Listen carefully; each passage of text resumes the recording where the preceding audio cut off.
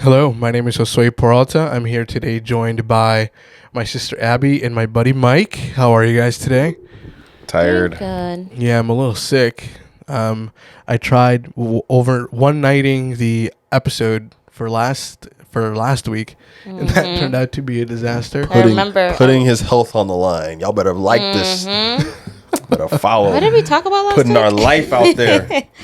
I remember Yeah. I woke up at 5 a.m. and you were awake. I'm like, what does this guy do? I'm like, what are you doing up at 5 a.m.? She The was day. Starting the day. starting the day with her 3 days in one, like she said on her on the last podcast too. I have a question for you all today. It's a little bit of a deeper one, I guess. Oh boy. Mike, we're gonna start with you. You ready? We'll see. What do you think your younger self would think about who you are today? I think you would be impressed. Would he really? There'd probably be some disappointment on some things, but I mean, like, wow, he was in the Marines or something like that, because He's a whole Marine. I now. would never, that was never even in my head until I was probably like 17. And the recruiter got me.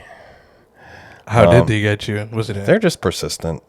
You give them any slight interest and they'll just like hound you and hound you? Yeah, you did a good job.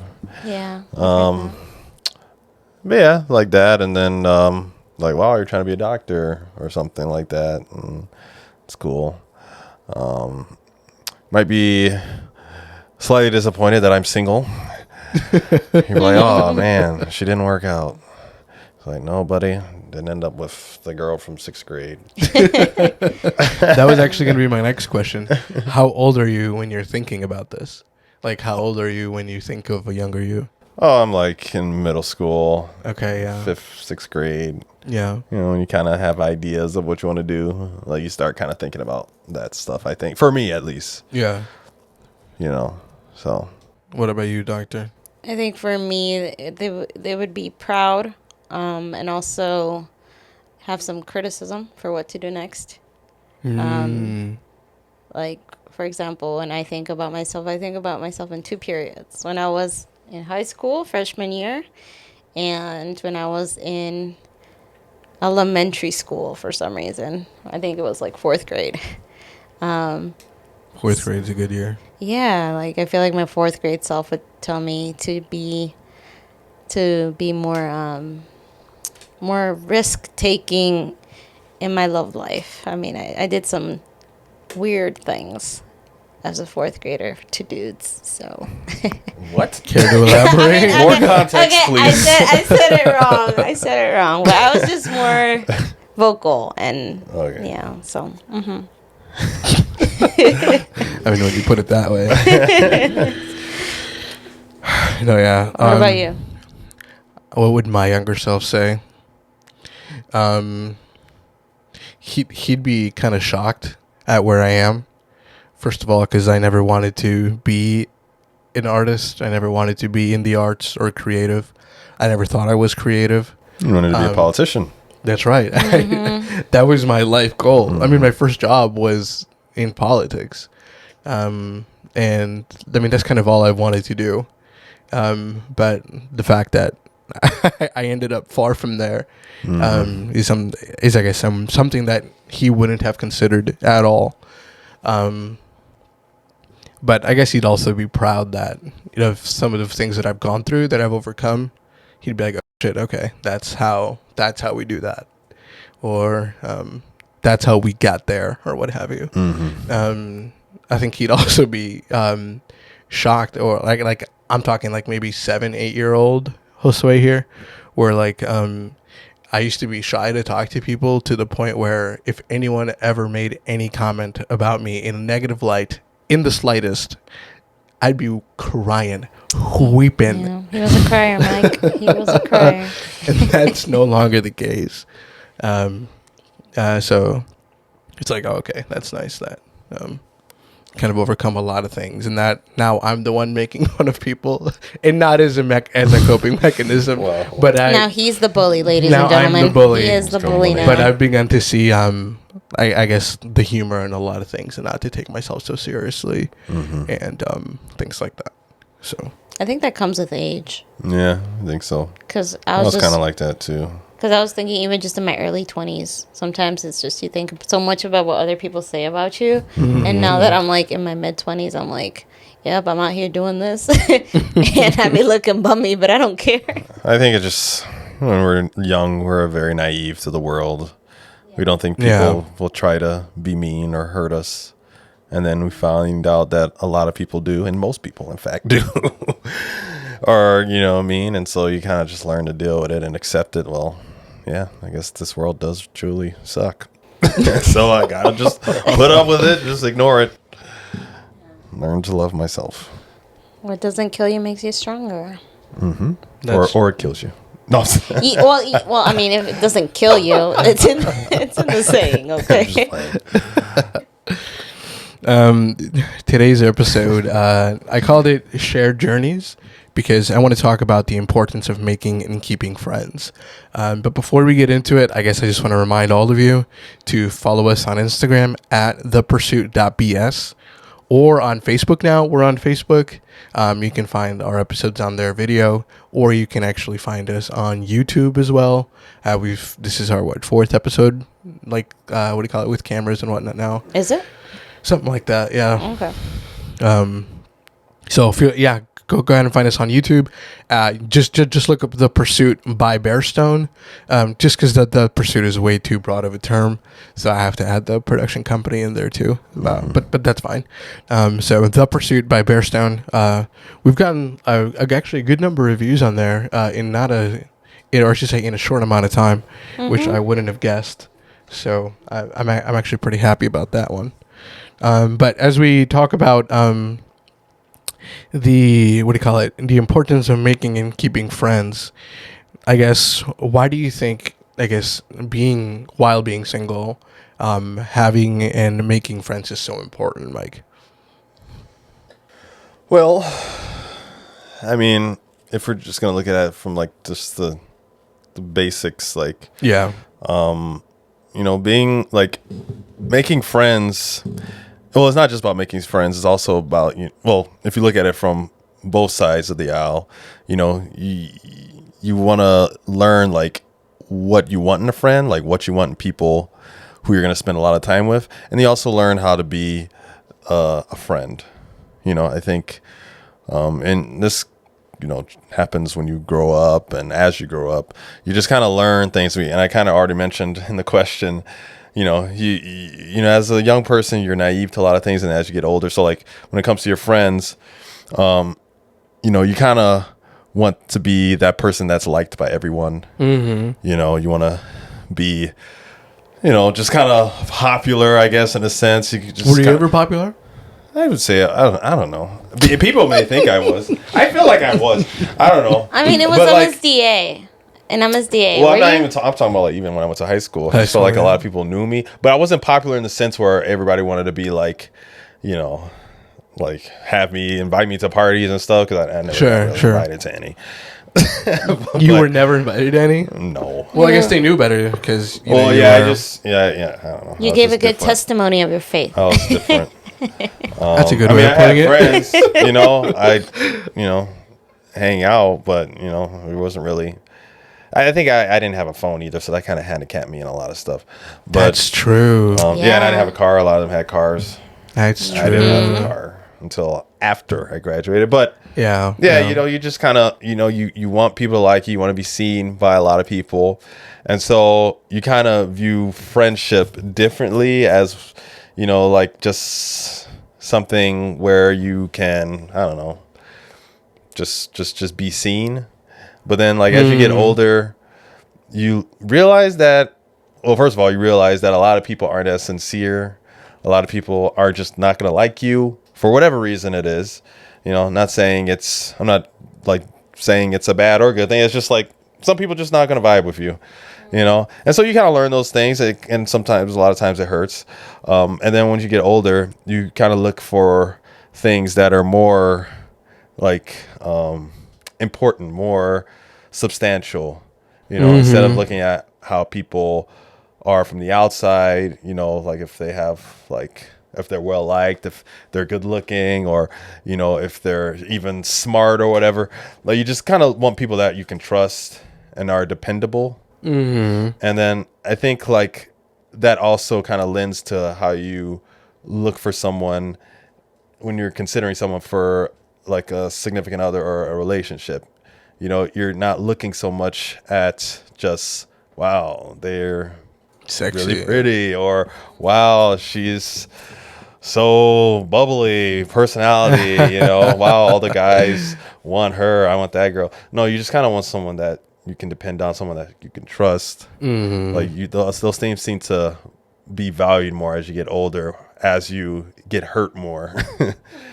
That's funny. So that's kind of like, and I think that's a good thing. Not that you get hurt, but that you realize the main like important things for friendships and then a future spouse is someone that you can trust and depend on, and someone that is compatible in like, you know, those type of areas, like, you know, spirituality. So I have this theory where like I feel like your friends are a litmus to where you are in life, to where like if you're not growing, I feel like or I have the sense to where your friendships reflect like the more you grow, the better quality friendships you'll have. So, for example, I used to have, I mean, this is probably stupid, but in high school, I used to be kind of a nerd, and I'm not a nerd now. That's what, at least that's what I tell myself. There's nothing wrong with being a nerd. No. I'm a huge nerd. But here's the thing, like, the nerds in high school, all they did was talk, like just talk academics, but I like to be well-rounded, so they didn't talk sports, they didn't talk about anything other than academics. So like if I wanted to talk about girls, I'd have to go to a different friend group. If I wanted to talk about sports, I'd have to go to a certain friend group and things like that. So it wasn't as linear as I would have liked to, you know, to have one friend group and kind of have that be the end all be all. But that's not necessarily the what do you call it? That hasn't really changed, I guess, in adulthood, because I mean, I have friends apart from you guys. I would hope so. And there's always these jokes about like, you know, you can't tell friend group A joke, you know, a joke from friend group B, because, you know, they're not like, they otherwise won't get it. And then they'll either be offended or think you're a psychopath or something like that. I get that. Like in the military, there's things that, and I wouldn't make the jokes, but like there's things that I would never say outside of the military. I mean, I was saying them, but there's things, I would never like think to joke about. But like, I think friends keep you well-rounded though. Because I mean, you do need other people, as like I said, as a litmus test to tell you, okay, am I progressing? Like, are these people making moves in life, getting what they want? Are they challenging me in one way or another? What do you think, B? I think that making friends and having friends is so essential, because like we were talking about last week, you know, we need people. We need to have relationships with other people. And as we get to know people, that's how we develop friendships, right? So one of the reasons that having a friend is so important, especially when you're preparing to date, is because it's part of the whole happy enough theory, where if you want to be happy enough where you're ready to start dating, you need to have some friends in your pocket, you know, because it is those friends that are the ones that help you in your hard times. They encourage you. They help you become a better person. What I was saying is that it's our friends that just make our life more full. And if our life isn't full, a lot of the times we'll be going into a relationship looking for someone to complete us. And that's not the right way to go. You know how they say that you're the average of the 5 people you spend the most time around? Yeah. No, I've actually never heard that. Yeah, you're the average of the people you spend. That sometimes wakes me up and be like, how do I feel about the most five? Well, it's kind of like saying, like, tell me who you're with, and I'll tell you who you are. You mean you are the company you keep? Of like course. Michael was saying. Well, that's the first statement that comes to mind. Yeah. Of course. Would you guys say you have a pretty good friend group personally? Yeah, I think right now I would say. I mean, I don't know. It's just, because I've been hurt in the past by friends, and so it's just like. How many close friends do you say you have right now? Maybe like 2 or 3. I don't know. Yeah, you, Josh? About the same. And that's so perfectly fine. Yeah, you of course it realize is. that, like, It's better than honestly, 0. Well, honestly, when it comes to your, when you think of your spouse, like, eventually that person, for a lot of people, that might be the only true close friend they have. Mm-hmm. Yeah. And there's nothing wrong with that. No.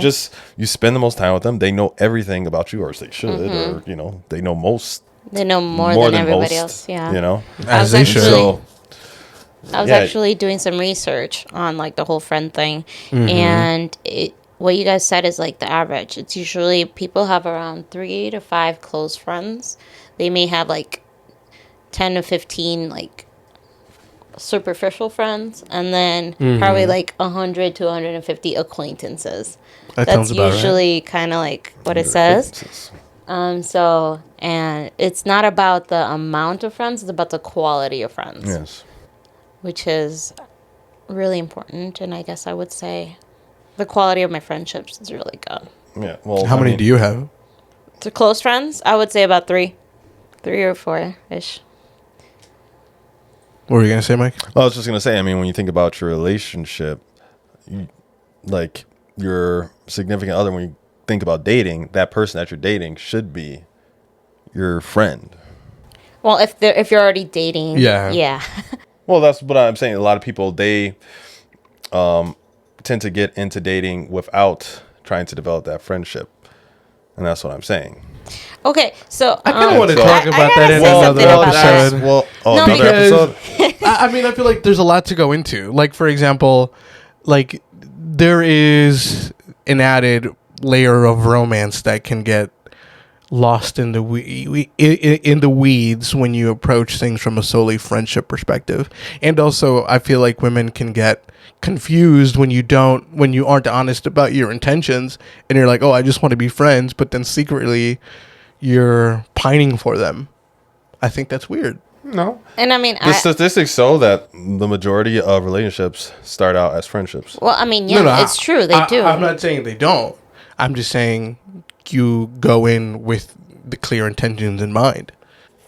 I mean, I'm not saying that won't happen eventually, but the thing is, like, when you're thinking of, like, when you're considering someone for a friend, you're not really looking at the physical attraction to the person. You're just looking at the things that matter or make you their friend. I mean, what makes a good friend? Someone that you can depend on, someone that's compatible with you. Those things. It's not like you're oblivious to their physicality, to their beauty. Well, of course, but I mean, like, there's a lot of girls that I think are pretty, but I'm not necessarily trying to be their boyfriend. Yeah. I get what you're saying. I value their friendship and the time I spent with them for other reasons. Like, I feel like a lot of people today, because our society is so into dating and it's so sexualized, and we kind of talked about this in previous episodes, where you can't approach a girl unless it's because you're trying to date her, or like if you're talking to her, it's because you want something from her. When I think it should be just strictly, a lot of it should just be strictly platonic. Well, not strictly platonic, but like it should just be a platonic thing. Why can't it just be like, I like this girl, or spending time with her because she's cool, because we have like a lot of the same interests. And then over time, those other feelings may grow. You may notice her one day and just be like, wow, she is really beautiful. Like, that can happen naturally. What were you going to say, Doc? I was going to say that thing about how women think that when guys approach is because they like them. I feel like you guys have a play into that too, because let's be real. You guys, would you approach a random girl at GYC if you didn't like her or if you didn't think she was attractive? What are the odds? Well, I mean, if I'm going to go out of my way. That's what I'm saying. That's what I'm saying. Not. So, but I mean, like, there could be, I mean, for me, like, if I see a girl and she was a killer on the piano, I would go out of my way to say, hey, you're an amazing pianist. Regardless if I think she's cute or not. She has to stand out in another way. Like, she won't. You literally said she has to be she was on the piano.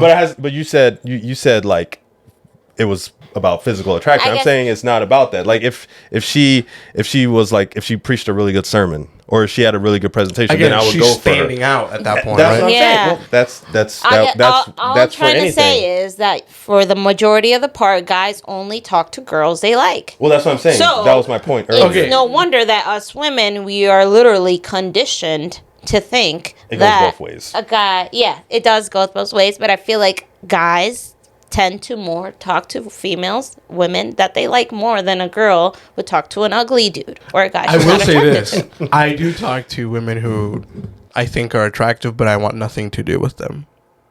Okay, I do that. Well, yeah, there's nothing with wrong with that. Yeah, no, there is nothing wrong with that. The girls add to that too. It goes both ways because if a guy's talking to you or he's being nice, you're thinking, oh, something is up. And then, if a guy's talking to you, a lot of times that's the case. So do you guys... But it goes both ways. So do you automatically think that if a girl's being nice to you, she likes you? I mean, I'm not saying she wants to be my girlfriend. Nice. Or define like. It could be just like a define everything. Define everything, exactly. Define life. No. Because that's the thing. Like, girls, like, generally speaking, don't know how to flirt. So they are just nice. So a lot of the times it's indistinguishable because of the fact that you guys don't know how to flirt like we do. Guys don't know how to flirt either. Guys don't know how to flirt either. And I want to talk about that because it's pathetic. And I feel like you need to learn how. And there's an art to it, especially in the Christian context. Depends on the girl. See, exactly. Depends on the girl. Depends on the guy. But I think being charming does not depend on the girl. Well, it depends on what your definition of flirting and charming is. Exactly. But sure. You have to define everything. On a more primitive level, like, take it back to the foundation. And you saying, gotta be friends with a girl or friends with a guy before a relationship. Like, what is friendship? Because friendship is just getting to know someone, right? Getting to know someone, and then you see.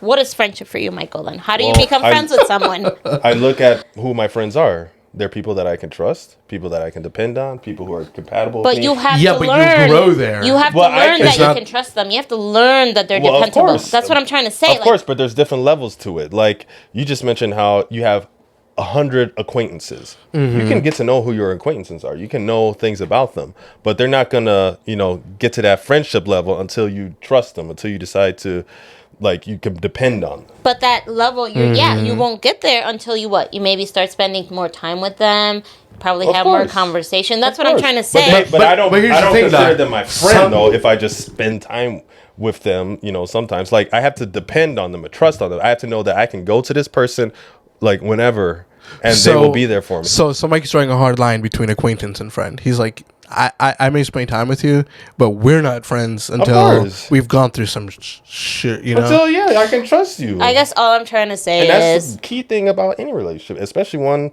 you're trying to marry and spend the rest of your life with. You got to trust that person.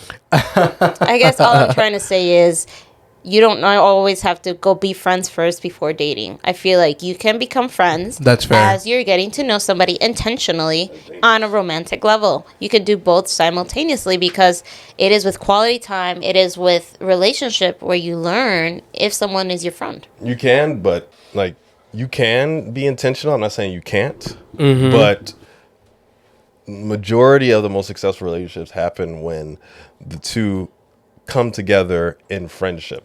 And actually, a lot of people say that the majority of people say, and I have the statistics right here. I'm not just coming off of these things. One of these statistics says that psychologists. We thought you were, Mike. Oh no! I don't just come up with stuff. I do my research. Only 18% of people reported they intentionally became friends with their now partner due to romantic attraction. Yeah, I saw that too. 18%, and then another one. Says people reported that online dating and blind dates were two of the worst ways to meet a potential partner. That's interesting to me, but I could understand why. It's because there's no relationship online. Well, I feel like a lot of people become friends through what you said, like adversity, through just like circumstance. You know, like you meet someone at work or you meet someone at church, or you just kind of like, you just kind of run into someone at the park, you know. And I feel like those type of like natural platonic stuff, people are just, I don't know, they're just like a tighter bind to it. Whereas like if you're on a blind date, then there's just a lot of pressure where it has to work. I don't know. Yeah. You have to literally start from zero. Like you have no shared experiences. Exactly. Nothing you can talk really about. To talk about. Yeah. It's like you're literally meeting someone that does not know you, and you got to sell yourself. It's not like they saw you somewhere. Yeah. So it's got to be Whereas if you're harder. friends, you just have so much to talk about. Well, I mean, And it's just easy. I mean, like your friends and your family impact a lot on who you date. So, I mean, like you were talking about, there's research that shows that you usually marry somebody you know. So it's not somebody that you meet at a bar or a concert or something like that. I mean, it's usually not that case.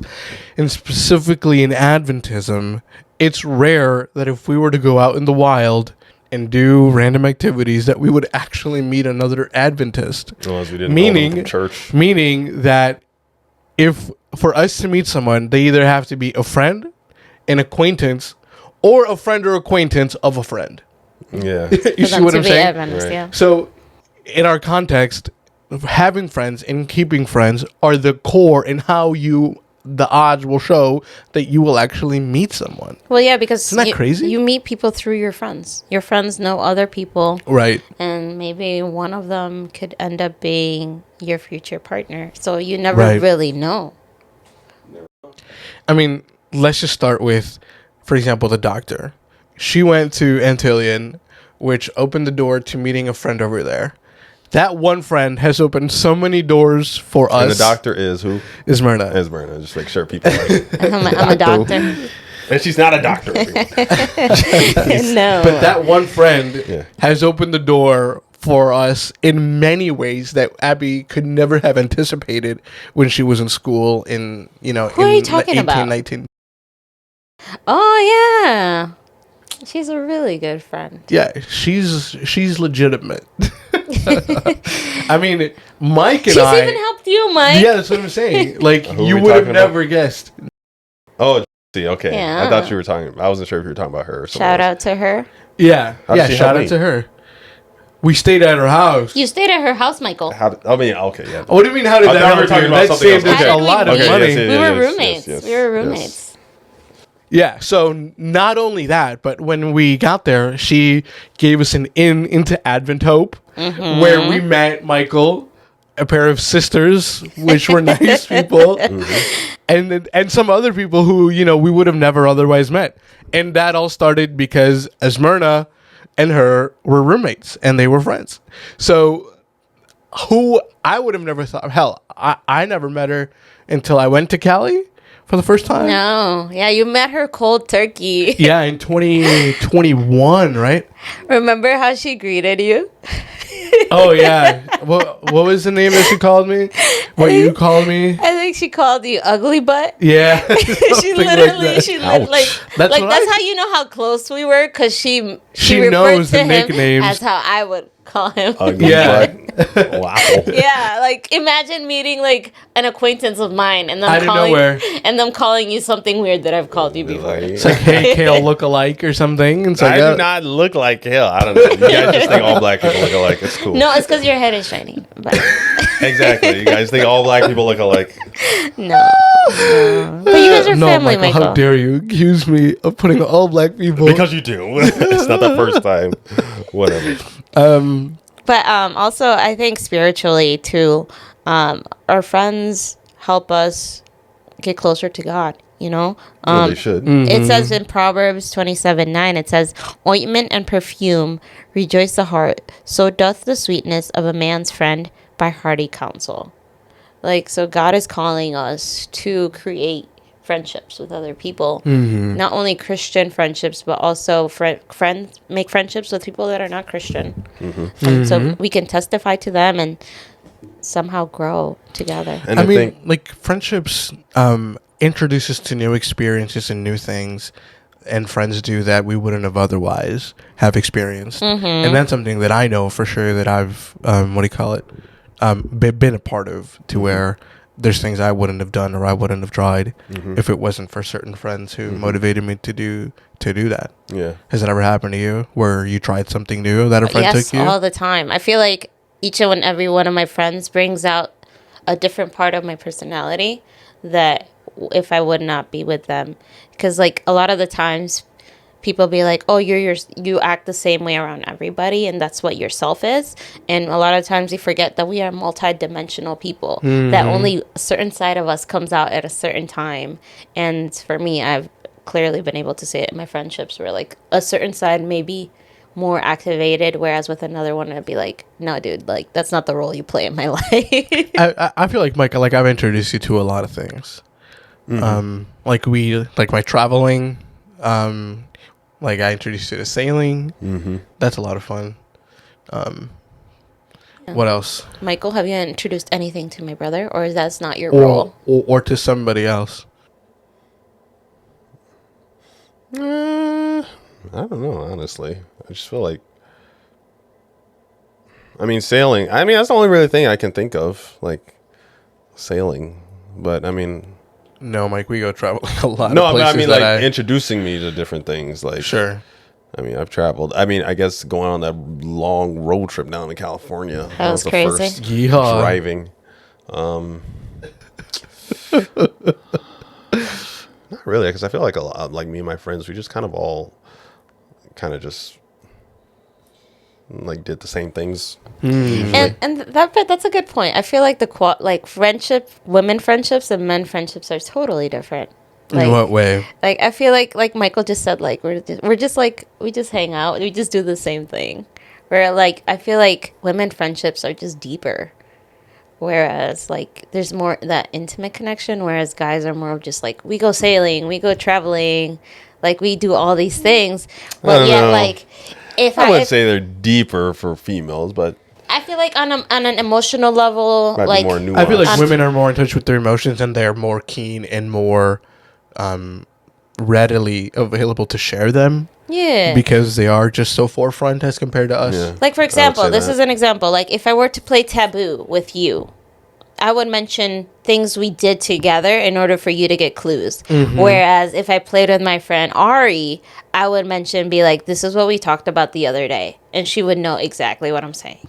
You know what I'm saying? Okay. Where it's like guys are more things and women are more of like conversation. Because guys don't naturally talk a lot like women do. So it's not a surprise that it's not. That's true, and that's kind of a good point. In that way. Like, that's actually a good, like, stopping point to kind of talk about how friendships that you have with a guy as a guy and friendships that you have with women as a guy, they can't be the same. They have to be different. As you get older, it just gets different. Like, when you're young, I feel like it's kind of, a lot similar. Like, as a, like a preteen or, something. You kind of just view everybody the same. But then, as you get older, there's like hard lines that are drawn. And I feel like those lines have a lot to do with conversations that you have and sexual feelings intimacy that you share. And puberty. Sorry, not sexual intimacy, sexual tension. Yeah. Or at least that's been in my case. Like, for example, like, I don't feel like it's too safe for a girl to cry with her guy friend. I feel like it can blur the line a little bit. Because if she's completely friend-zoned him, how is that going to blur any lines? Because I feel like it's guys' natural instinct to fix things, and on top of that, when it's a girl crying, like, it can just make things a little bit more intimate, and I feel like that can blur the line in friendship sometimes. Just saying. I mean, if the guy likes the girl a lot, yeah, probably. But I mean, Abby, if you started crying right now, I'm gonna just be like, oh, let me get out of here. You're on your own. And we would not be friends because a friendship would not be like that. But I would never do that. If I see you crying, I would be like, Abby, what's wrong? And I would come and try to help you. Yeah, see, but then that opens a door, right? I feel like that can open the door to other things. I would have to. As a Christian, I would have to help you. Would you give the same advice to a guy to never cry in front of a girl? I feel like it can make it blurry too. Yeah. So it depends. It depends on who the girl is. Don't ever cry in front of the opposite gender. No. Because reasons. I think it depends. That doesn't make any sense to me. I just feel like it's just something about that. It's just, I feel like depends on the relationship. Just have the conversation. Why not? Well, I think it depends on the relationship you have with the person. Like if it's someone you don't know, maybe. But if it's someone you've known for years, and like I said, out in the open and clear. And just blatant, you can get past that. Yeah. I guess I would personally feel weird crying in front of a girl, though. Outside of like, even my mom, I'd feel weird crying in front of her. Would you really? Because men, we're not supposed to cry. Remember, we're supposed to be tough. Crying, and as soon as a woman sees you cry, weird. Period. But I could. Yeah. Even in front of other guys, I would feel weird of crying. I just feel like once a guy cries, you're like. People immediately think you're like soft or you're not tough or man, and so not necessarily, but most of the time. But I feel like we gotta change that. We gotta change that narrative, and as Christians, I think even more so, because we're supposed to be there for our brothers and sisters, and crying is a huge part of release. As long as that's true, just like hitting something and like punching it out, like sometimes you gotta cry it or scream it out and. Yeah, but it's just if a guy cries does not mean it doesn't mean you're weaker. I feel like it shouldn't, but honestly, Abby, do you want to date an emotional guy who cries? I would want to date a guy who's in touch with his emotions, and if he cries, he cries. You say that, but no. I don't think you've ever seen a guy cry. I don't think you would, because it's just so. It's just who you've been attracted to, huh? Who you've been attracted to, and is not on television. No. Okay. So here's my thing with crying. I think it's a good thing. I think women, it's cathartic. Yeah, it's cathartic, and I feel like a woman who is mature, she will recognize that, and actually, it will make you closer to your partner. But I feel like a lot of the times, that's if they're your partner. But like, if you're looking for a mate, crying is not gonna. I just feel in the society the way it is today, and I believe what you're saying. Like, I wish it wasn't like that, but just as today, like.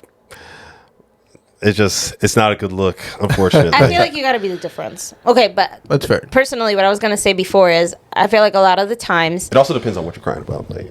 Women, we have... Sometimes you may maybe think or seeing the guy as weak or may not think of him as genuine when he's crying. Mm-hmm. Because in the past, a lot of the times, guys only cry when they're in trouble. Tool. When they are in trouble. Whether they got caught cheating, whether they did something wrong, they cry and then they go, I'm sorry, baby. And then it's like, once you get the girl back, that's it. So then it's kind of like... You're used to hearing stories like that, and then if you experience that, sometimes you may think as a woman, like, is his crying manipulation or is it genuine? So I feel like that's where the whole crying thing from guys can get a little... You realize women use crying more as a tool than men do? I know, Come dude. on, dog. But like, very much so. Women are more, like, you can tell. They're more emotional. What makes you special that you can tell? Like, I guess what I'm trying to say is that guys usually don't cry unless they're in trouble or they want to, like, get rid of something. They're about to die. Whereas girls cry, you can cry for everything. So it's kind of harder to tell what's manipulation or not. One of the most shocking things I've ever experienced in my life is seeing my dad cry. I've seen my mom cry many times. So if she cries, I'd be concerned. I love my mom. I'm a mama's boy. I would be concerned, but to see my dad cry, and it was for a specific family member, it did shake me.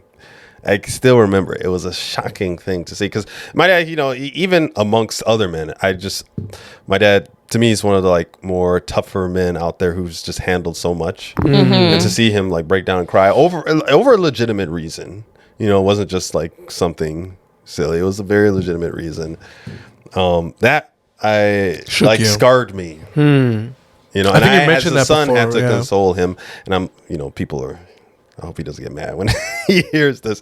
But yeah. And that's just because I never saw him cry. And only time I've seen when men as cry to do so is when they're scared about to die or when a woman's broke their heart. That's the only time I've ever. Enough about the crying. Let's circle back to how our friends and family impact who we date. Woman and the fear for their life. Okay, so back to how friendships influence. There was actually a study done that says a greater friend support is associated with higher commitment, satisfaction, and investment in relationships. Also, you are less likely to think you would be better off dating someone else if you had a greater friend support. So our friends help us develop commitment, help us develop That's interesting. Satisfaction and how to invest in relationships. So I think of a lot of what you do as a friend translates to what you do as I was going to talk about that. An intimate partner. Like it should be like, obviously outside of the physical thing, it should be the same thing. Yeah. Honestly, like your closest friends, you're going to share everything with. You're going to trust them and depend on them. Here, let's kind of get back to that. But would you guys say, and this is kind of a thought that I had, I think that if you're not actively harboring friendships with the opposite sex, you're not exposing yourself enough. Of course. Like if you don't have enough lady friends as a dude, you're not putting yourself out there. Yeah. Because you need to get a reference as to how a friendship with women works. Exactly. Women work differently than guys do. You know, and some different girls, motivations. Yeah. You have to learn to carry yourself differently. You don't talk to a girl the same way you talk to a dude. Well, some girls you can. I've met those kind of girls. Some girls but for the most part. Even then, even those tom girls, I feel like they have a soft side that people like, that if you really like saw deep inside, like you'd see something there's else. a limit. There's a limit. Yeah, because I mean, Abby's sort of a tom girl, or at least she was more of a tom girl. But even then, like I had my limits to where I couldn't treat her like I would treat Chris, because she would like feel bad about it. And then it's like, okay, well, she's actually a woman. I have to actually put boundaries on how I treat her or something like that. Well, I mean, I know girls that you can talk to like any old how, you know, being in the military, being in EMS, like, you know, fire department. And that's honestly, a lot of that's just because, you know, those are very male dominated fields. And so they just kind of assimilated into that culture. So you can talk to them any old how, but like eventually when it comes to like if you're attracted to her or she may be attracted to you, those lines kind of blur, diminish and things like that, and then it becomes different, right? And so because you don't always want to just like, especially if you like a girl, you don't want to always like treat her as like a friend, you know, like a friend. You don't want to always treat her as like one of the bros. You want to treat her as something else. And so I feel like guys shouldn't treat girls as one of the bros, period. You can. I don't know. If you have no interest in her outside of that. I think there's a limit to how far, as a bro, you see her, right? Like, you don't get dressed together. Like, in a locker room. Why not? No, I'm just messing around. You're just bros. I mean, not even in the military, bro, right? No. It's just, They can't do that. The military, the culture in the military, it's like, there's so much bad things about, like, sexual abuse. There should be. Yeah, there is. No, none of that. No intermingling of such kind. No, dude, no. So, okay, so you said that I feel like if you don't have enough friends of the opposite gender, you're not putting yourself out there enough. How many is enough? Would it be more acquaintances? 3 to 5. Or close? A number on it? I think just enough to know how to talk to a girl, honestly. No. And enough to where you can have some women who you trust to test, like, is this girl worth of my time or worthy of me? Yeah. It's good to have close so friends that it's who are like, women. well, what do you think of her? Or like, well, she doesn't give me a good vibe. Women can tell some things about women that guys can't tell, and vice versa. Yeah. So I feel like you need women in your life to tell you, like, bro, she ain't for you. Yeah. And no, it's good to have. You don't get that unless you spend time harboring those friendships with the opposite gender. And I mean, that's something that I've never had a problem with, but I've made it a point to keep friends. I mean, I'm still friends with my first ex, and we're really good friends. And I see her 3-4 times a year. I mean, but you're a special case. You're more of like a feminine dude. Like, Feminine in what sense? Like, you've always been softer than most guys. Like, you've always connected. Yeah, like I'm in touch with my emotions. You've always connected more to women than men. And as you've grown up, you've grown into I wouldn't use the word feminine again, but you've grown into you want to say he's more emotional. You've grown into more macho. But like I feel like not all guys are like the Adventist church. What? Why would you? I don't know what he's saying. Well, because you said that went way too far. He was saying he's more feminine. I was like, oh. I mean, yeah. I mean, I wouldn't say feminine. I would say like I'm in touch with my emotions. Yeah, I know. Which is something that. Like like you were just saying, for example, I've grown more masculine as the years have gone on, but I haven't lost my touch with my emotions. So I'm very apt. You're and very emotional, and then you're also highly intellectual guy. Like, for example, in high school, most of your friends were women. Yeah. Like, it's hard. Like, that's what I'm saying. Like, it's to have those more intimate conversations that you naturally seek. Yes. It's more common for you to have more girlfriends because girls have more of those conversations, whereas guys are just like, "Sup? You good? Yeah." That's fair. Whereas you're more of a deeper dude that wants to have those conversations where the guy's going to be like, "Bro, whatever you say." Like, that's fair. That's why I find it so important, like necessarily important that guys have lady friends, because I know I've benefited a lot from that. And not just that, but also even if I meet a woman and I'm charming and we connect, even if I'm not interested in her and it's made clear that we're just friends, etc., she may have a friend, dog. Exactly. And that works for me. And I mean, even for me, like my first... And that's, again, key, because in Adventism, that's all we have. We either have acquaintances, friends, or friends of friends. Yeah. Yeah. And I was going to say, even for me, like my first really good friend was a girl. This is in kindergarten, though. But, like, you know, there was really obviously none of that, like, other, you know, attraction. Wait, how old was this? How old he was in kindergarten. And then it went to like first, second grade. But it counts, though. She was a girl. Like, she was still different than me, you know. I didn't, like, treat her like one of my boyfriends, you know. You said you did or you did not? Rephrase that. I didn't treat her like one of my friends who were boys. Just messing around. But, like, I don't know. Like, I've had periods of times in my life where I was talking to more girls consistently than I was the guys. I don't know. Especially, like, in school. Because, like, most of my classes... there was more girls in them. And so I just studied a lot with them more, hung out more, went out with them more. One of them I actually kind of liked in the end. And I kind of have already mentioned that and how that failed. But yeah, like I feel like it's coming. I told you about that. The one chick. Okay. Remember? You have to remind me after this. I think he mentioned it. Yeah, the girl who... Just say the name. No, I'm not saying it. Okay. The girl, the girl that I last liked, and it didn't work out. Mm-hmm. Yeah, she's not Adventist. Didn't you say like you studied with her and stuff? Yeah, yeah. I remember. Yeah. So like talked about a lot of stuff. I talked to her about politics and whatnot. Like we talked about a bunch of stuff. And I just felt like for me it's just kind of went in waves. But I did like benefit from that, you know, because you don't just see girls. It's just like someone to try to date. I mean, you like, see them as like actual as people you can learn with, you can study with. And that's weird to like. I mean, it's easy to say, but it's harder in practice if you haven't. Well, I was like not forced, but it was just like a natural thing that kind of happened. It was yeah. I didn't have to be so intentional about it. It was that's another added benefit. That helped me. Yeah, where the more exposure you get to talking to women and to the opposite sex. As a guy, the more comfortable you'll be in talking to a girl you're actually interested in, because you have the reps. You exactly have the experience. You just kind of know what to say.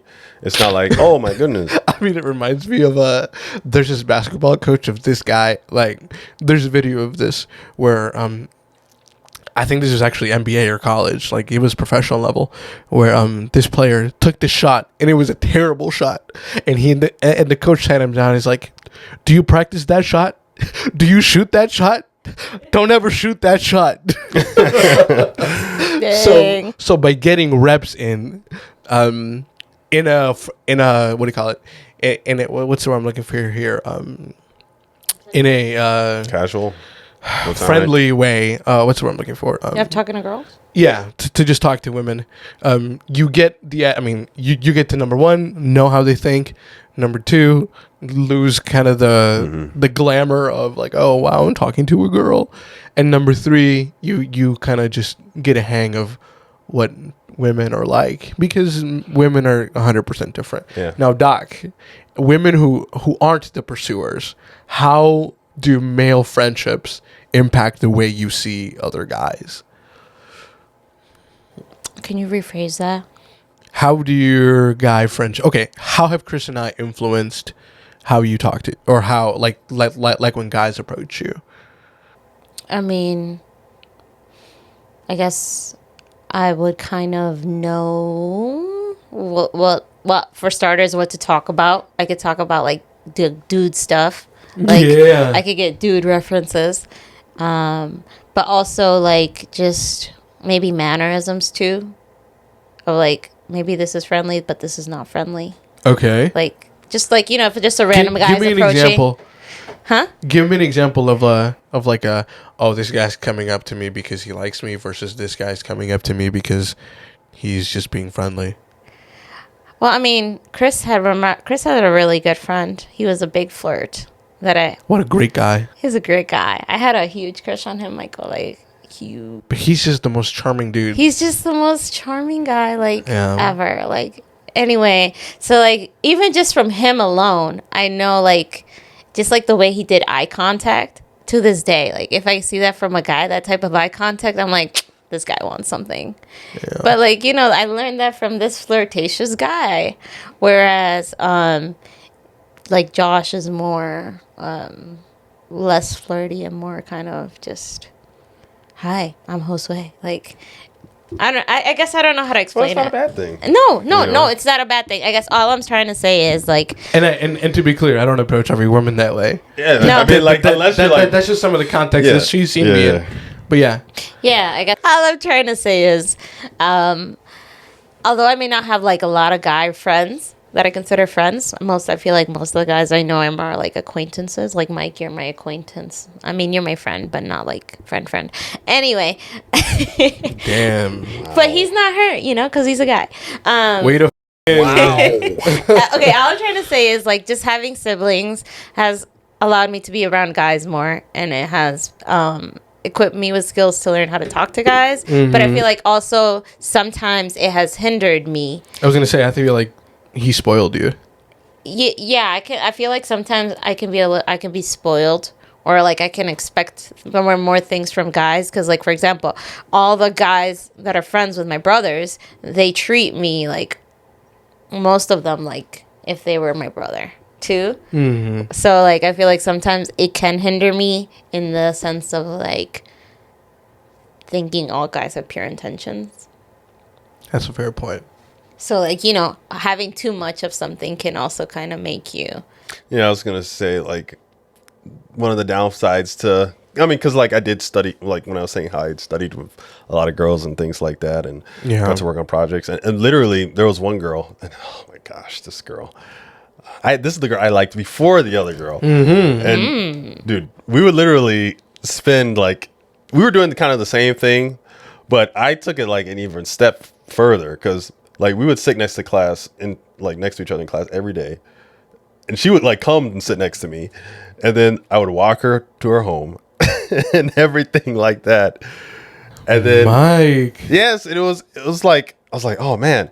And then I don't know, like I kind of found out she had a boyfriend, but she never mentioned him. So I was just like, you know, usually girls would say, ouch. Usually girls would bring that up. Like, wait, hold on. I guess the question is, you guys have a clear intent of just being friends. Why does it matter if she had a boyfriend or not? I know. I wasn't trying to be just friends. Like, okay. I was walking her home. But you didn't say it. Oh, so you wouldn't walk a girl home if you weren't trying to do anything?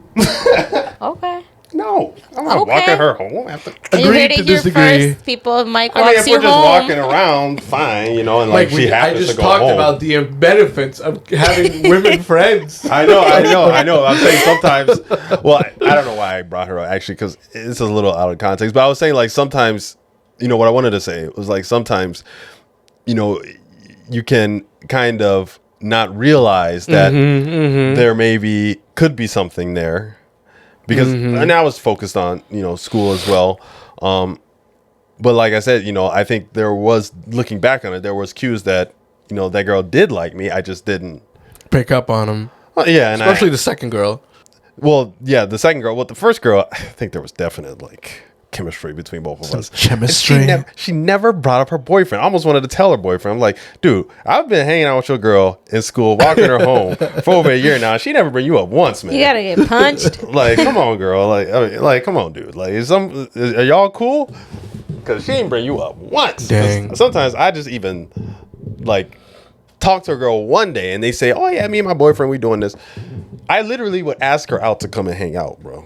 At my house. And she would be like, oh, I have to go over to my grandma's. I'm like, here's another thing that I just thought of. Oh, okay.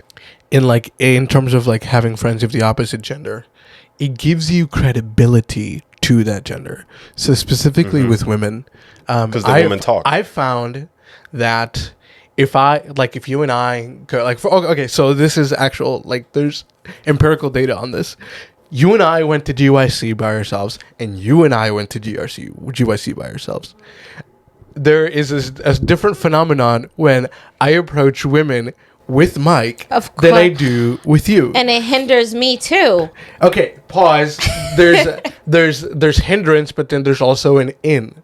So let's start with the hindrance with Abby. First of all, people think we're dating. It's annoying, but it is what it is. You just come to, embrace it. So the first thing I say is, "Hi, I'm Josue. This is my sister Abby." Get that out of the way immediately, so that it's oh, your sister. Okay, we were at Washington DC, and these German dudes. I asked them to take a picture of us. And they thought we were together. Yeah, they literally thought we were together. And then as soon as I said, the moment he said, "This is my sister," they looked at me completely different, Michael. They're it was the first time. In a way, oh wow, you're married to your sister, or in a checking me out way. Yeah, it was the first time where I consciously saw that switch happen within 2 seconds. Yeah. So it's real. Of course. Yeah, it's real. But there's also the added benefit of having Abby around is that if they think we're dating and I approach a group of women, it's oh, he's with her. It's cool. So I have an automatic in. No, I don't want. Well, Bro, eventually you tell them there's. Mike, I've seen it happen. It's a tool in my arsenal that when I'm with Abby and I want to talk to a girl, the two of us go up, and it also gives the women kind of again the added benefit of oh, he's validated by whomever he's with. Well, but and then it's cool. But I feel like as a guy, you benefit more from that than I do, because yeah, sure, I get an into your group of guy friends, but I immediately fall into the little sister category. Yes. Don't mess with my sister. Yes. So although I make it a point not to give off that vibe. I know you don't do, but it's pretty much assumed. Yes. Michael, come on. You and I have talked about this before. No, I'm agreeing with you, but I think if I saw a guy and I thought his sister was cute, I would not care. You wouldn't care of the repercussions. I think most guys wouldn't. Mike, you and I have had this conversation before where I was okay, well, dating exes or sisters, and you're no, those are out of bounds. I wouldn't say I've dated, but I've gone out with one of my best friend's sister. Yeah. Two of his sisters. Wow. Mike is a player. Mike is a player. No, I'm not. You guys are still friends? A player named Mike. Yeah, we're all friends. Although the other girls are married now with children. No, the one I've been isn't, but the one that's right. The one that was for sure interested, she's married. Yeah, with a little girl, right? She would send me cookies. Were they younger than him? Yes. No. Well, except one of them was younger. Yeah. I feel like that also makes a difference. That's true. The older sister, yeah, that's true. If Abby was older, the vibe would be different because then I'm the little brother. Yeah, but he's still he was a grown man at the time, so it's just It's not but like he's going back to the protecting thing, her. like if now when and the age difference. What was the age difference? We're all in the 20s. Yeah, I mean, like the 2 guy, years, the like a guy. year or two. well, like a year or two for the older sister, and then for the younger, maybe like Four. maybe, yeah. Yeah. See, that's kind of a big gap. But, Like, but we're all grown, so it really doesn't. yeah, I don't You know. know, maybe Yeah, more well, like for the 4 year maybe younger more than for me the is younger 24. girl. Maybe for the younger girl. But for the older one, it didn't matter. But going back to the to my point, going to talk to women with Abby has its pros and cons. But if I go to talk to a girl with Mike, now I have to approach things from a different perspective because I'm now under the assumption, or I should say, under the understanding that women know that guys are probably going to want to talk to you only if they're interested. So I have to approach things differently with Mike than I do with Abby. So I would approach with Mike, like, for example, like I would be probably a little more friendly than I would if I was with you, because your presence would give off enough of a soft girl vibe. Just your presence alone. Whereas Michael's presence does not give off. Well, no, just two dudes, right? Yeah. So I mean, I'm usually the one that introduces us to people, so I have to be the one that, be the outgoing. I mean, I guess not really soft, but funny is the equivalent of being, a little bit softer, I guess. But No, what? Well, what do you mean? I'm outgoing. I know you're outgoing. Don't do that to me. But I mean, I know what you mean, though. No, like I'm usually more outgoing than you, and I would say that. Yeah, and I'm usually take more risks when it comes to meeting people. So like so I would randomly talk to somebody in line, and then it's like, okay, well, Mike's like, oh hey, yeah. But yeah, oh boy. I feel like just have it be said that I feel like we can't underestimate the importance of having friends of the opposite gender into how that affects to dating, right? Because, like, for example, I know Mike, and he introduced me to those girls, and if something were to ever happen there, it was by Mike. You know what I'm saying? Yeah, he was the connector. He was he's like, you cock blocked me, and now you take it. It wasn't meant to be, Mike. It wasn't meant to be for any of y'all, so... Okay, so now let's talk about how to make those friends of the opposite gender and of the same gender as well. I would say the first thing, guy to guy here, is you have to be the courageous one. Wait. So how? What are we? You're saying how to make those friends of the opposite gender, and also just regular friends too. Because there's people who don't make friends, who don't know how to make friends, and that's crucial. And it's like we said, when it comes to dating, now more than ever, it's hard to make friends because everything is done behind a screen. Like I could live most of my life from home. Yeah. And not miss a beat. And not only that, and that's wrong. Like, most people don't talk to you when you go out. Or, like, if you say hi, they just... It's like a weak hi back. And then they quickly walk away. Or they think you're just weird. Yeah. Awkward. So... Why are you saying hi to me? It's really hard. Really? They think you're weird? I've never experienced that ever. Oh, a lot of people do that. Like, if you like, if you try to, dude. I mean, I feel like it also depends where you are. Like, in the Midwest, people are more friendly. That's true. But, like, in New York...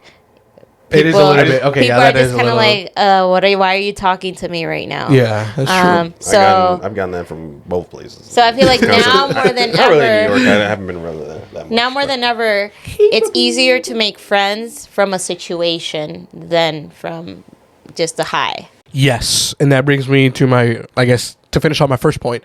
As guys, I feel like you have to be the one to be courageous and put yourself out there.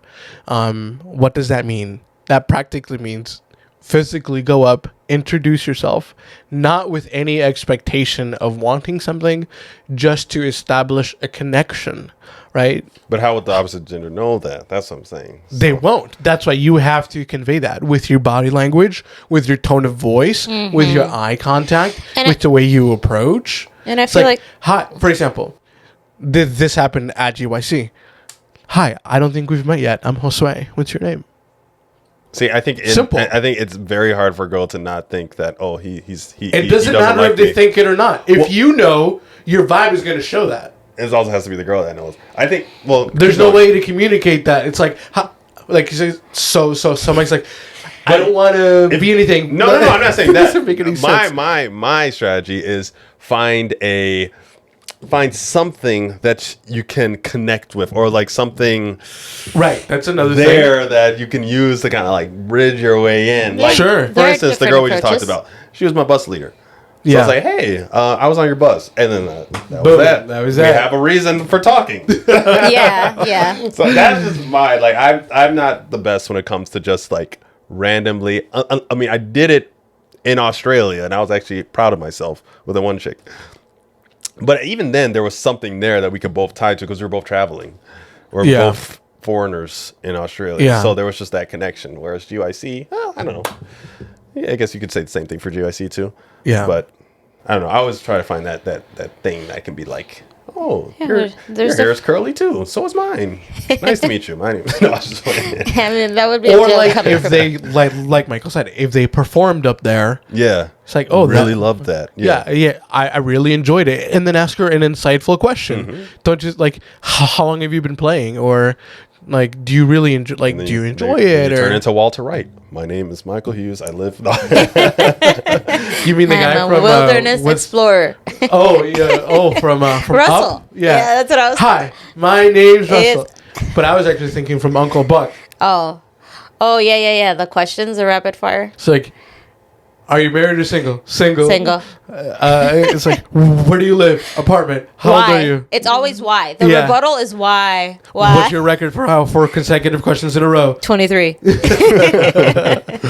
And it also reminds me of the show, what's it called? News Radio, where it's like single woman seeking. Man seeking woman. Yes, seeking available woman. Let's give it a shot. Yeah. It's like, what's your offer?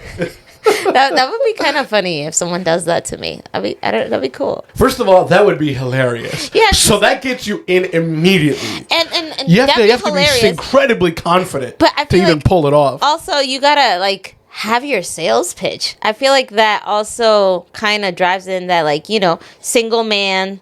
You know, he has his whole he said he had his whole resume ready. That's true, in this whole thing, and I don't remember. Did she? No, I think it was mostly in response to him. It was mostly in response to him, but like, you know, we also kind of resell ourselves in a way. Walk me through that sales pitch, because as a guy, I can't just be like, "Hi, I'm Josue. I own a company. I play tennis." And no, you gotta say single I'm a writer guy. and photographer, you gotta use the line from the show. Single guy. Yeah, etc. But okay, so what would a sales pitch look for a woman? That's a good question. So if a guy comes up to you and says, "Hi, my name's Russell," what's your name? Hi, my name's Abby. And that's another thing. I feel like women don't have to really sell themselves because you're not the pursuers. I agree. I feel like women don't have to sell themselves as much, but I feel like and as such, they don't develop the qualities that are necessary. But I feel like we have to sell ourselves now more than in the past. Okay, explain. Because in the past, I feel like it was just more of like transactional, of like, you know, single guy seeking woman. Usually the women back then didn't work, you know. It's kind of just more of like you were an accessory, so you're just an add-on. Mm-hmm. Whereas now guys are like, what do you bring to the table? Mm-hmm. So I feel like in the sense, you now have to, maybe not as much as I feel still the majority though. No. It's not the majority, but like now as women, I feel like it has to be a little bit more than in the past for women, but not as much as a man. That's all I'm saying. Okay, so how would a guy give his sales pitch to you, for example? I don't know. I'm not a guy. Well, that's my point, because you say, "Oh, have your sales pitch," but you're like, "Well," I thought you were asking me like, what would a guy need to say to me to sell himself? I don't know. That's on him to come up with his pitch. I guess, yeah. What would I need to say to myself? Are we still talking about just being friends, though? I mean, we're kind of in a tangent right now. But what I was going to say was, I feel like as a guy, you shouldn't try to sell yourself at all. I feel like you should try and just be who you are and be charming, and that'll sell itself. I've read something. Because I don't feel like any part of, the more mystery in the beginning, I was gonna say, the better. Leads to more intrigue. The more intrigue. To more like wanting to find other things about them. Keeps them interested, coming back. True. Instead of you just give it all away. Yeah, and don't try to sell yourself, because the more you try to sell yourself, the more you're just trying to sell off boxes and, oh, look, I'm employed. I take a shower every day. I'm clean. Like I'm like, the bar's already up here. I've held a job for this many long. But again, women don't make decisions based on check marks and what you've done. Women make decisions on how you make them feel. And then they go and check the boxes like, okay, this guy has an in. Let's make sure that actually he has the goods to make, to make good on what he's actually presented himself as. Okay, so now that don't sell yourself. Okay, so I guess selling is not the right word. It's more of just knowing who you are and what you bring to the table and present it accordingly. Yeah. Is that a better way to say it? Okay, so I guess question is, if a woman had to present herself, like what would you look for as to her bringing to the table? Like, you convince. Yeah, I'm asking you as a guy, what does she need to bring? That's the thing, because as guys we have to bring so much of the logistical things that if you tell me I'm a scientist, I'm this, I'm that carries much less weight. What?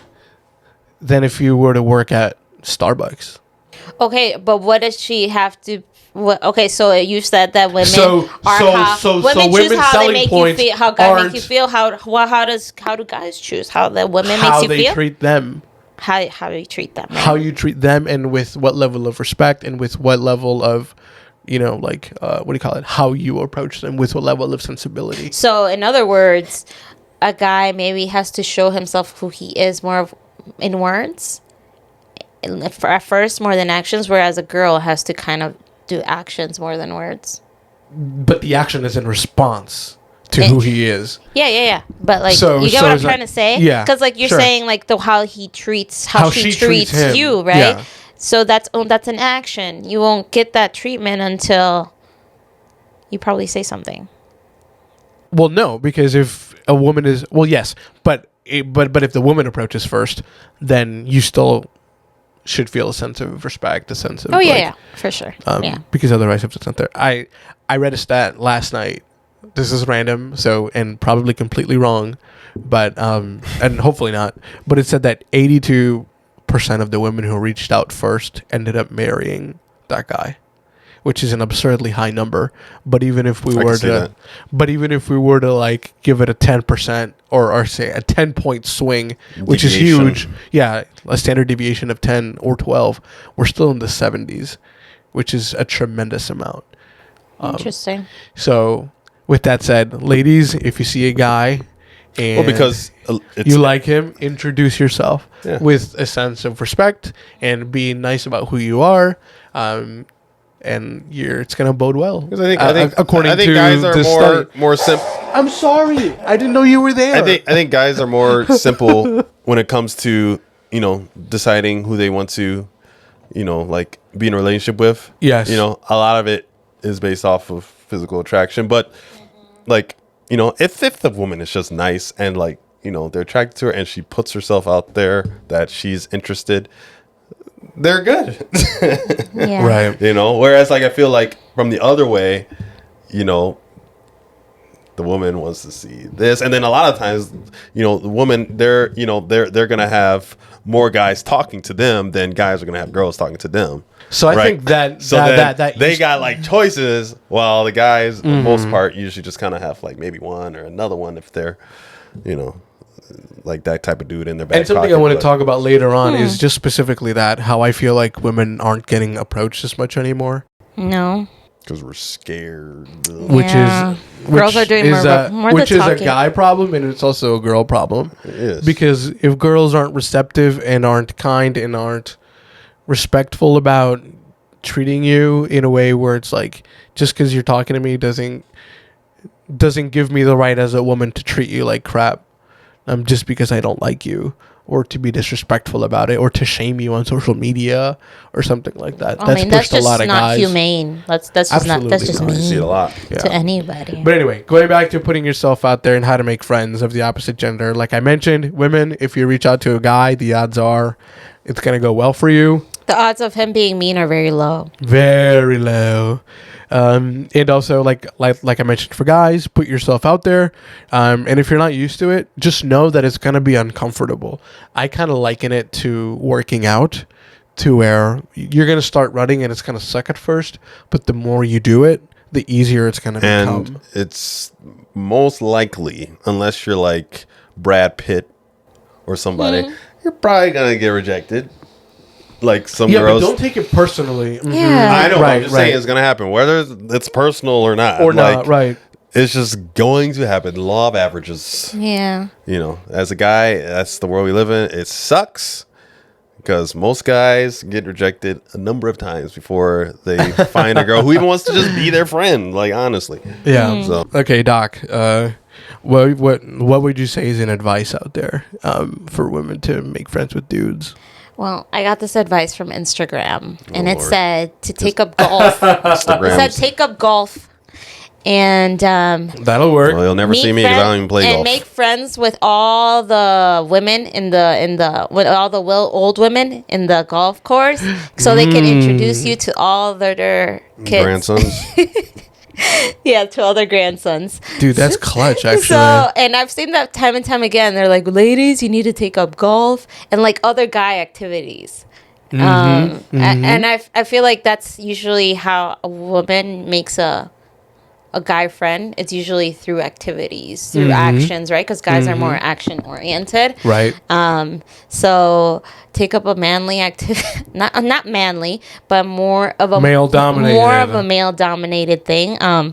Honestly, I don't think I would take up golf for a guy, considering I am not rolling in it, and golf is very expensive. It can be, yeah. And it's so boring. Like, the male dominated activity is football. Okay, like or basketball. I can do football. I could do basketball. I could do sports, but not golf. You know, but the odds of finding a very attractive, well-to-do, wealthy man in a golf course are higher. That's just the fact. But that's just, you know. There's pros and cons. I'm not willing to compromise. Well, you're gonna find older guys though. Okay, so what about in the Adventist context? Okay, in the Adventist context, that's a hard one.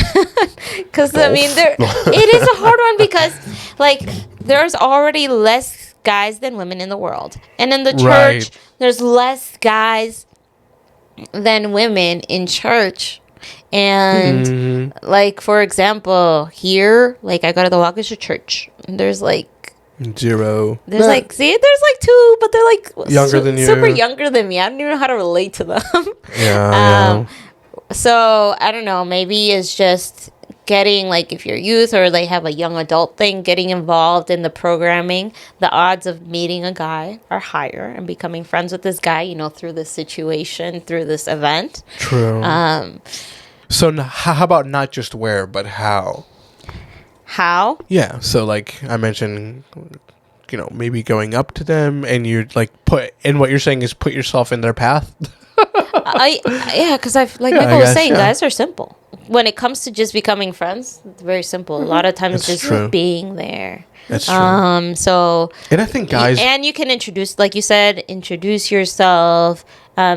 Maybe have some knowledge of guy things that could help with the conversation, especially if it's a cold turkey one. But yeah, have some sort of relatability. That's actually a good point. And I was gonna say that I think even if you're not interested in him romantically in any way, I feel like many guys would be content with having a female friend. Yeah, because a lot of guys don't get to interact with women, or don't know. Like I said, don't have the experience that I do when it comes to spending time with women, etc., etc. So I think like they would appreciate it more than women. I feel no. I don't know. A general rule, I think: go to the events. Go to GYC. That is. Attend different churches. It can be so hard sometimes because, you can have all these pure intentions, but then nobody there is reaching out to you. No, or picking up the bait, right? Because it can picking up the what? The bait. Bait. Simple as when we went to GYC, you can be friendly to people, talk to them, but it's like, at what point do you stop putting in all the effort? Like, a lot of the times, like, I see it in you, Josh. I've done it, and I feel like I work in so intentionally so hard on this is I refuse to carry the conversation. Where, like, I just met somebody cool, I'm gonna say hi, maybe ask them a couple of things, but if I'm not getting any reciprocity, it was nice to meet you. Yeah. See you around. So it can just be like frustrating having to doing it a lot. And I feel like a lot of the time, so many people are just used to staying so superficial that they don't even pick up bait no more. So then it can be a little frustrating. And for me personally, sometimes going to the events can be challenging because a lot of the guys are just younger. And I'm not looking for a younger guy, You know what I mean? Mm-hmm. So what? Am I going to become friends with all these young dudes and hope they have a hot brother, older brother that's single? You know what I mean? You just literally gave them advice. Jeremiah does. What's up? Mike, what advice would you give on making friends? I would say first, I think we should have done this be the good opposite looking. way. No, I'm just kidding. I mean, that is a huge M. Yeah. But if you're not good looking. Wait, what opposite No, I'm just kidding. What opposite way? We're like, I should have been saying what guys can do to be friends with a girl, and you guys should have been saying what a guy, from your perspective, what a girl can do to make friends. Okay. You get what I'm saying? Tell me. What a guy can do? Yeah. Not only be involved in the activity, but take interest in her interests. And give me an example of what that looks like. So for you? So like for me, you like cooking and somehow you like share a recipe with me. Like I think a huge thing is like remembering things, right? And then just bringing them up around another time. So I think it's just not only introducing yourself, being friendly, but also kind of like being open to having a conversation, because a lot of guys don't talk. And a way to a girl's heart, platonically or romantically, is through conversation. So open your mouth and say something that you like and try to listen to. Okay. Mike, what would you say is a way for tips for women to make guy friends? Or did I get it right? Oh, for women to make guy friends. How about both? For a girl to become friends with you, Michael, because a lot of women want to become friends with you. Okay, so let's see. I think let me come at it from the guy's perspective, so then that'll help me. The girls. Yes. I think, honestly, I kind of mentioned it already. Well, the first thing, you're just gonna have to like be confident, and that just goes with any friends, whether they're guys or girls, but specifically girls. You got to be more confident. Just be completely comfortable with who you are and what you can bring to the table and in a conversation. Whether you be talking about your life or things you like to do. So yeah, just kind of put that in your head. Don't be coming there like, oh man, I don't know what I can say or what I have to offer. Just like be completely confident in yourself. So that's number one. Number two, I would say is to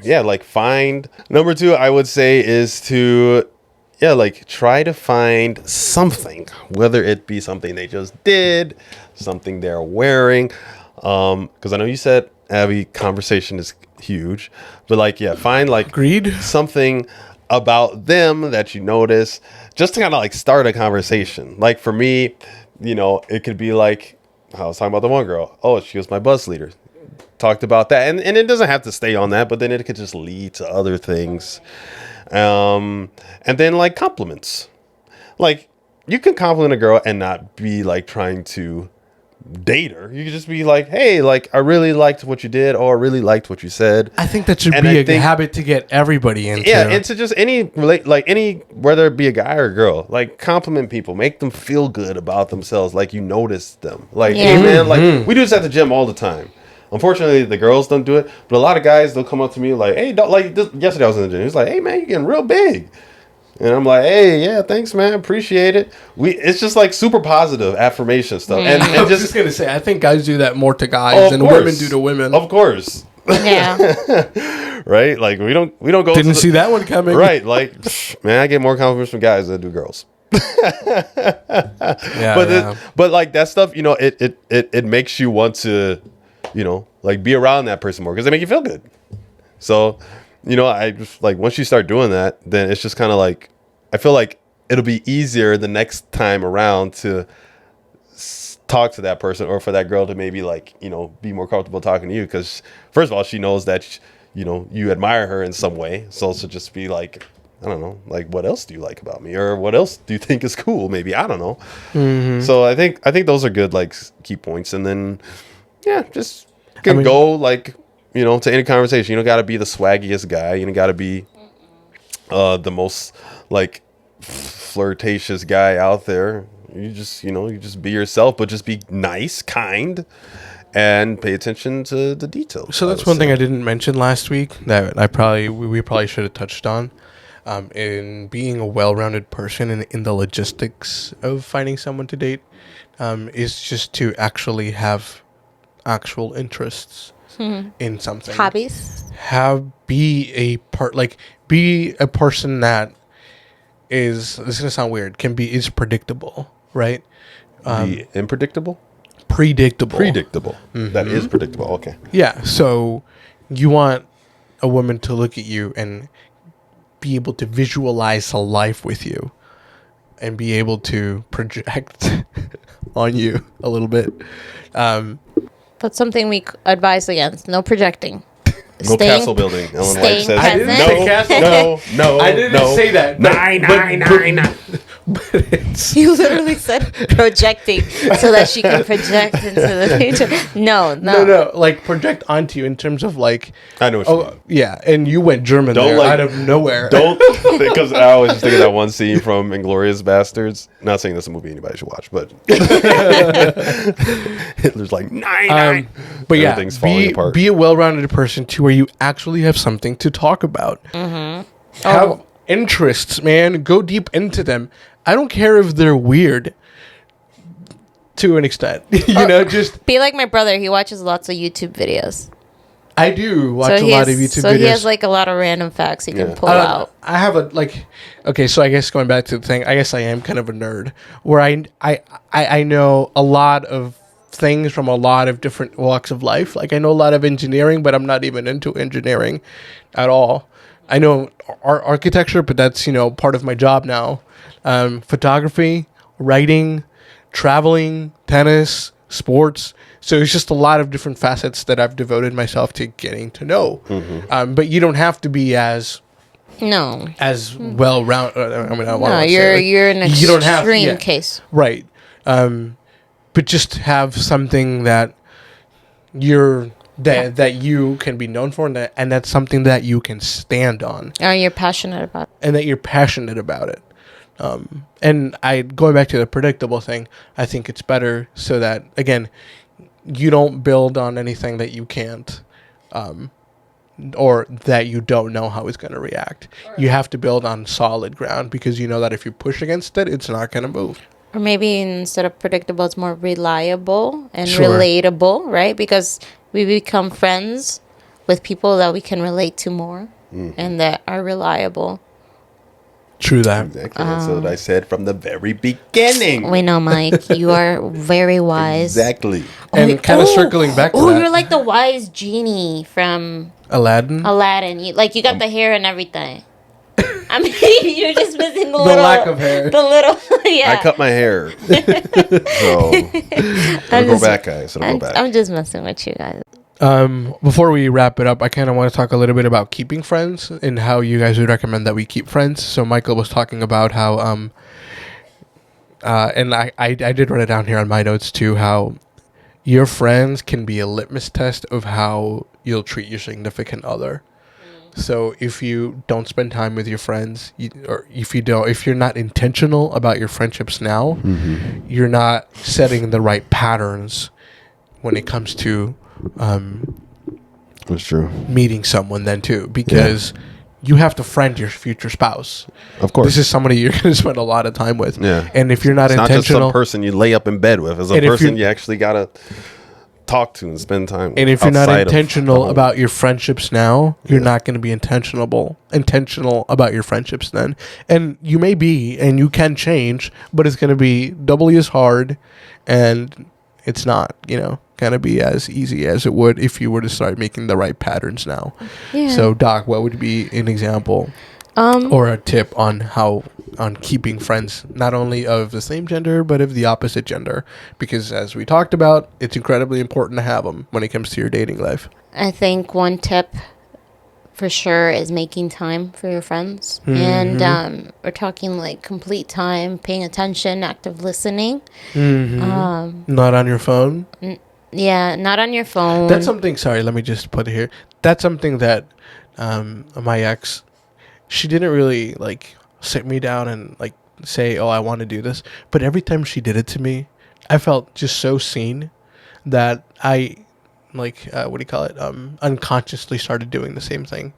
And just like there'd be no phones. It's just your full attention. And it was nice.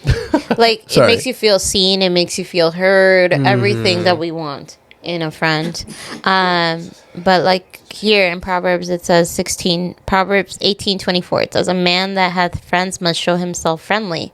So to keep your friends, you have to be friendly. You have to seek to know the other person, be curious about them. Continually, right? And not just like pin them down like, oh, you're this. Remember that we are all continuously evolving. And yeah, you maybe met your friend in this stage of life and they can go through changes. Sometimes we discard people or we discard friends thinking, oh, they changed, or like we don't relate to anything anymore. I feel like to be a friend and to maintain the friendships, you have to have a level of openness and curiosity to be able to evolve with the person. You know how they say love is a choice. Being a friend is a choice. So, usually especially if it's your close friend, you love them, right? It's the el amor filial. What is it? The friend love. Yeah, that's the word I was trying to think of earlier. But close. That's hilarious. I mean, so it's like you make a choice. That's all I got. And that choice is to be with that person and accept them. And if you're friends, you're going to get mad at each other. You might argue, but at the end of the day, your goal is to rectify that. And that is why, like you were saying, friendships are a good indicator of how it could be in your relationship, because it's through your friendships, through your families, that you learn how to communicate, how to develop boundaries, how to do all these things, so that, when you do get a partner, it's kind of just adding the romance part additionally to other stuff that you have been practicing. Right. That's why how Abby and I were talking about last week, how important it is on a first date is, can you just have fun with them? Because when you don't have the getting to know you as a portion of your existence anymore, because you already know them, you still need to be able to have fun with them. Mm-hmm. That's why I'm like, when I go on a date, I kind of try to avoid the getting to know you questions of, do you have any siblings? Do you have any brother? Like what's your favorite color? Or what have you? Because at some point, it's going to be completely irrelevant, because I already know those things. So can I have fun with you? Without that? For me, it's like, when we're talking about keeping friends, though, like, yeah, like, we are friends now. Platonic, Abby. Oh my goodness. Platonic relationship. I think another point in keeping your friends is not just to be intentional, but I think you should actively seek them out. Mm-hmm. I make it a point to, if I haven't seen anyone, even if they don't reach out to me, I reach out to them. And even if it isn't as like, oh, well, this person doesn't reach out to you, I at least try to keep those connections. Yeah, yeah. I think it's beneficial. I don't know if it's better than burning a bridge. Yeah, for sure. I'm anti-bridge burning. And I mean, you know how much you to give of yourself, right? Because sometimes it could be you work really close back in the day, and then you have a fear of losing that, so you continue to reach out to them, even if they don't reciprocate. And then sometimes you have to come to the point of like your friendship does change as a result, because you have to realize it takes two to have a friendship and to have a close friendship. So if this other person is not putting in their part to it, not saying it has to be equal, all I'm saying is each person has to give what they can offer, and each be in agreement that it's enough for the other person. Like, for example, I struggle with this sometimes, where I used to have other friends where, you know, we just didn't talk anymore, and I thought they were like cool people, and I thought, I wanted to keep that friendship, and sometimes I would just invest in them and reach out to them and all these things in the hopes of like they would still stay my friend, where now I had to like come to the conclusion and intentionally do it, where I was like, no, that's not, I'm not being even true to myself anymore, and I'm not even giving myself that self-respect. So they don't reach out to anymore. Even though I may want this friendship to continue, I have to accept that what they're doing is telling me something. And I may reach out. I don't burn bridges. I'll reach out, but it's not going to be all the time anymore. It might be once a year. It'd be like a hi, how are you type of thing.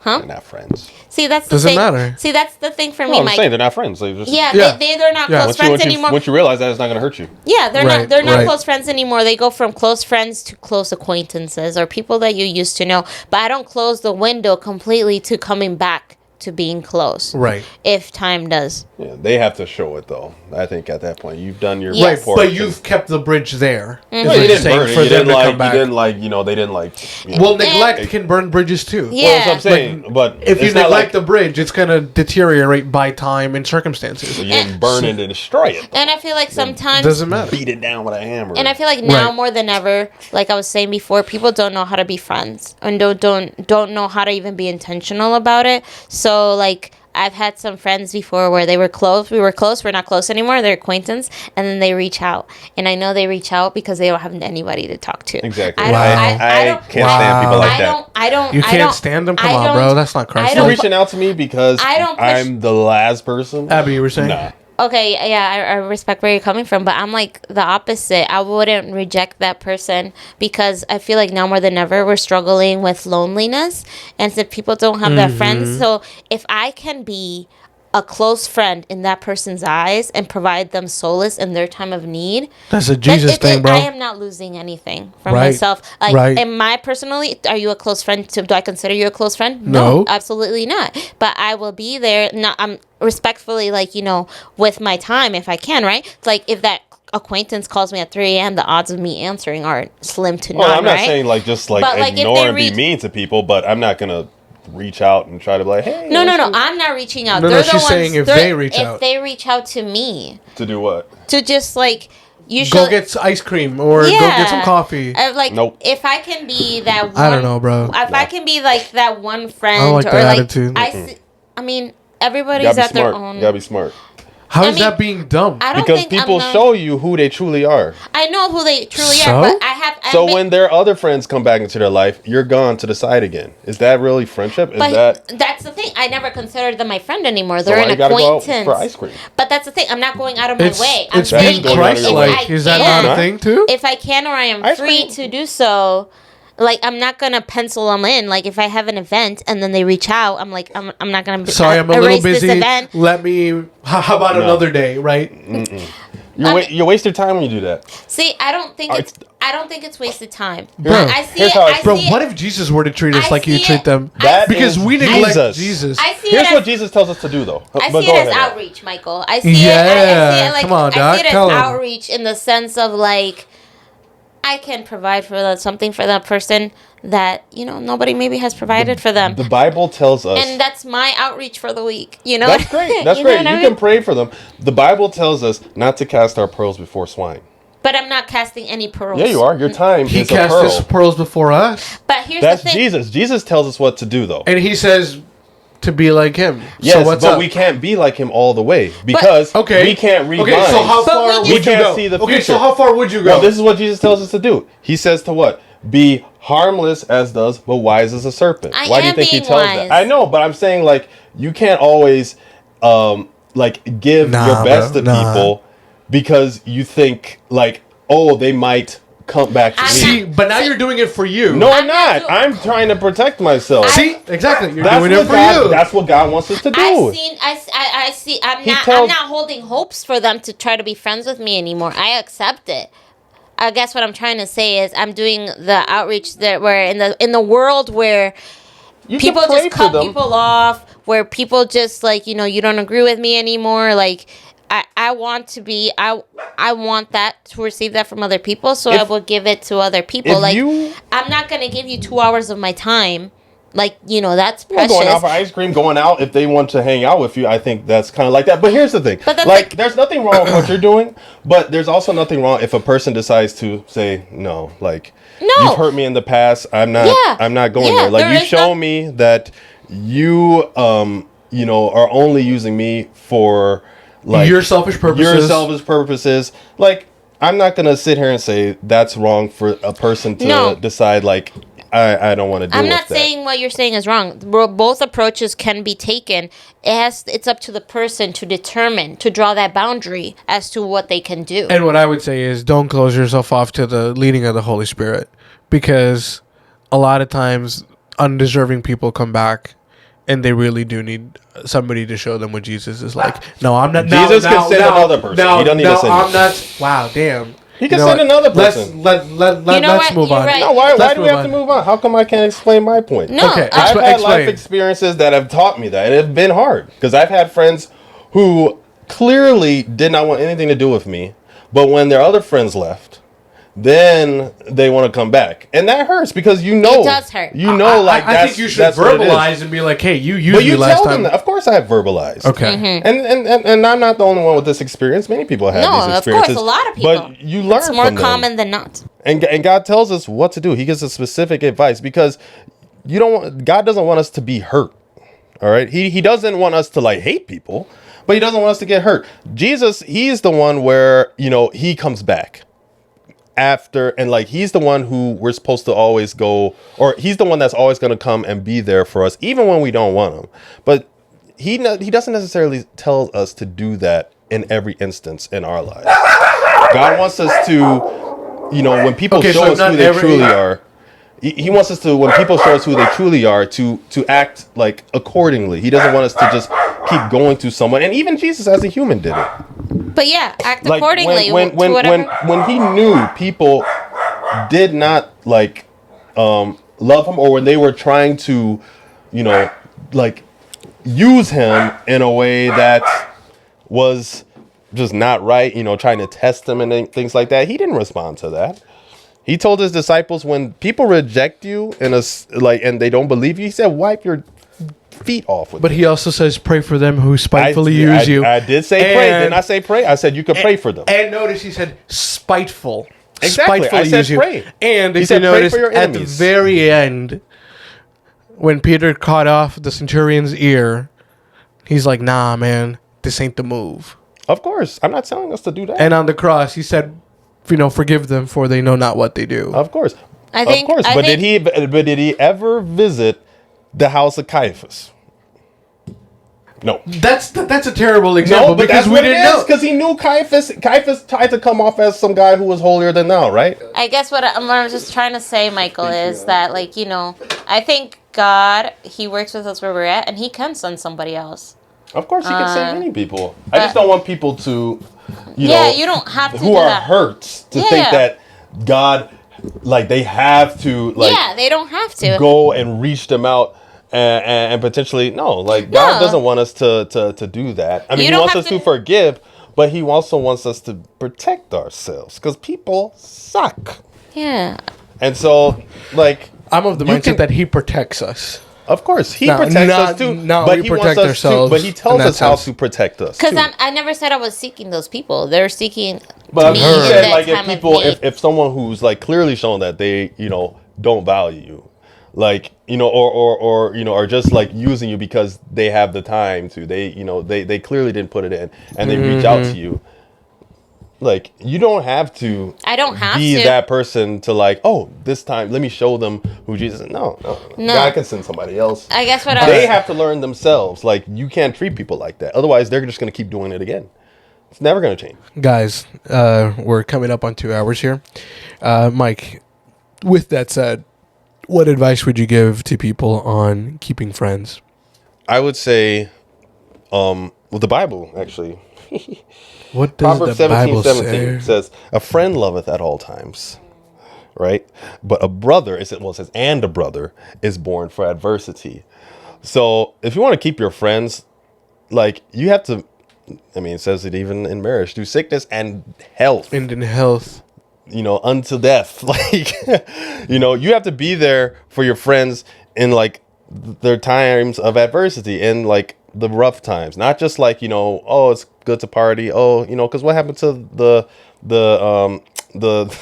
boy who ran away from his father, that parable, right? He got all these friends, and when the money ran out, they didn't want to be around. They ain't friends. They forgot about him. They're not really friends. And so that's how you know who your real friends are. So if you want to keep your friends, when you see your friends struggling with something, be there for them.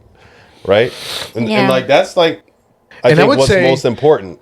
Don't wait for them to ask for help. Don't wait. Yeah. Just, you always reach out. Like, like even if you they're busy, they got families, because, we're getting older now. So all our friends, they kind of grown up and got kids and families. And so we're all busy now. But, that doesn't mean you can't reach out every, so often, like every few weeks or maybe once a month. It's just like, hey, man, how are you doing? Are things okay?